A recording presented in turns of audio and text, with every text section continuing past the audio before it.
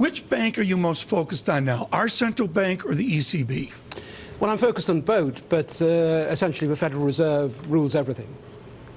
And I see the policy shift towards QE3 as being fundamental in understanding. Why is it a fun? You heard the defense of the chairman yesterday. Why is that fundamental? Why is QE3 fundamental?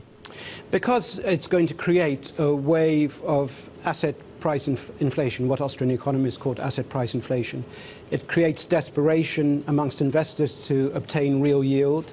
It induces desperation about the long-term inflation outlook, and so it induces a whole cycle of irrationality in markets. But you said long-term, and the former Federal Reserve Chairman Paul Volcker, also speaking at a Bloomberg event, said no inflation now to worry about. Is it worth the cost of the long-term inflation to get growth back? Well, I think we have to separate two essential concepts here. One is goods and services inflation, which most likely is long-term. But in the short term, we can have quite a vicious cycle of asset price inflation. And what we mean by asset price inflation is asset prices being driven way above their fundamental value. Bubbles? It can end up in a bubble, yes. And you fold this in with your note, buried in the always thoughtful note from Brendan Brown, this on Austrian economics, which is different than Keynesian or monetarist. The Austrian school emphasizes that large fluctuations in price level are an essential characteristic of well-functioning capitalist systems and stable prices. They're a symptom of economic disease. This is a fundamental idea that gets lost in our debate, isn't it? And it certainly gets lost, absolutely, by the Federal Reserve. I don't believe in the 100-year history of the Federal Reserve has really been any disciple of Austrian economics. And if we just look at the last 2 or 3 years or more since the Great Recession started in 2008, what we've had during that period is the Fed desperately trying to get the price level up. But in fact, of course, the price level should have fallen after such a big shock. Here we are with the wonderful defense of the Fed yesterday by Chairman Bernanke.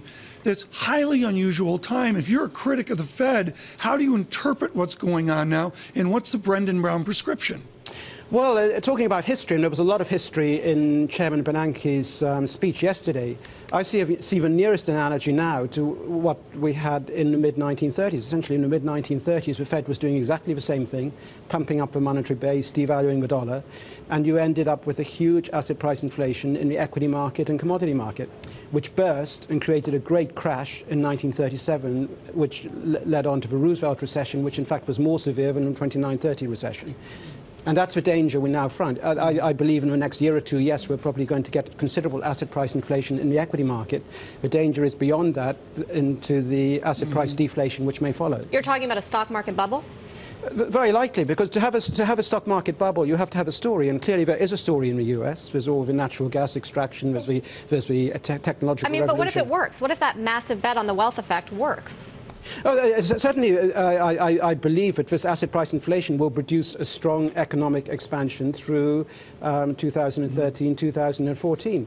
But beyond that... Well, I don't mean to interrupt, but just because of time, I want to get to your gold call. Victor, wander over here, and let's review, folks, gold. Here's gold doing nothing. Here's Nixon. And then, boom, up we go. This is inflation adjusted.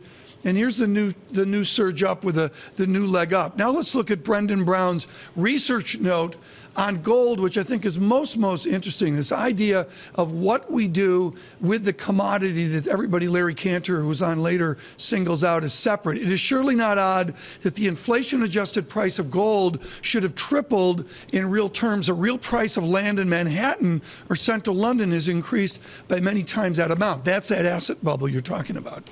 In the case of gold, I would hesitate to say it's an asset bubble. And as I mentioned in that note, the real price of gold today is around 3 times what it was when the US dollar went back onto gold after the US Civil War.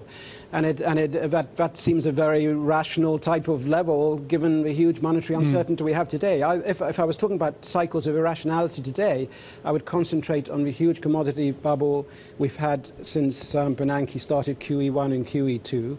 I would concentrate on the now cycle of irrationality we have in the US Treasury bond market, where great irrational expectations lead to bond yields coming down to levels which could hardly be sustained in the long run. And also in various markets like the high yield credit and some high-end real estate markets around the world.